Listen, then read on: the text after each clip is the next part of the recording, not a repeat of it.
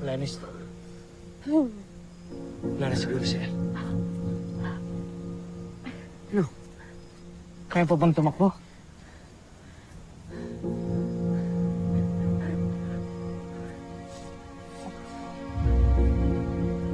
Steve,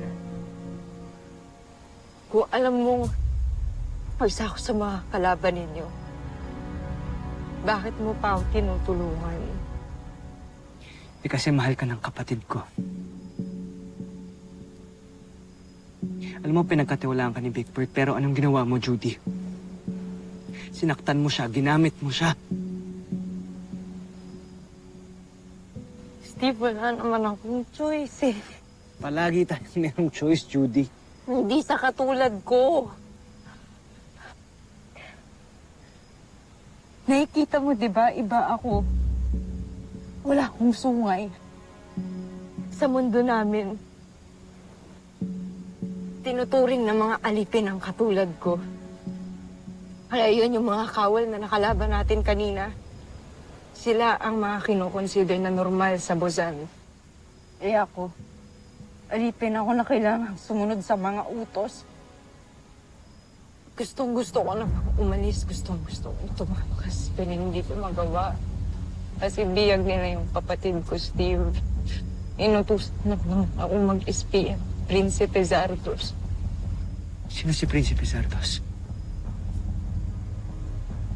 Si Prinsipe Zardos, ang prinsipe ng mundo namin at ang pinuno ng Buzanian Star Empire na inutusang sumakop dito sa planeta ninyo. Steve, hindi ko sinasadyang gamitin si Bert. Pero ikaw, may mga kapatid ka. Kaya alam ko na gagawin mo yung lahat para sa kanila.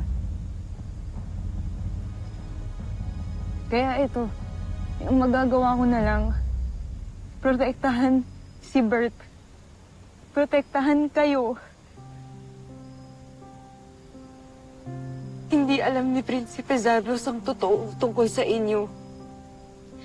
Hindi ko sinabi sa kanya na kayo ang mga totoong piloto ng Voltes. Bakit mo may pinrotektahan? Kasi mahal ko na yung kapatid mo.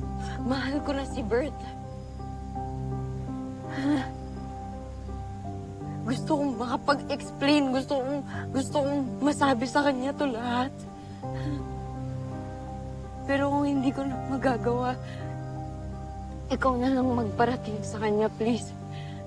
Ng lahat ng sinabi ko.